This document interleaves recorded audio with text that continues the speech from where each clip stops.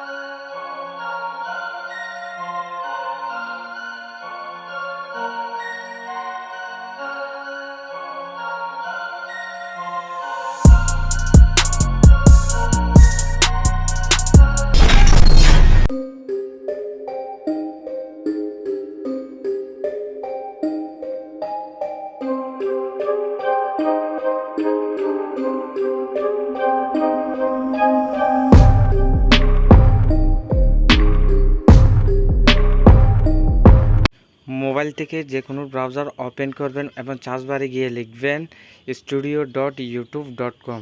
লেখার পরে এরকম একটি পেজ ওপেন হবে।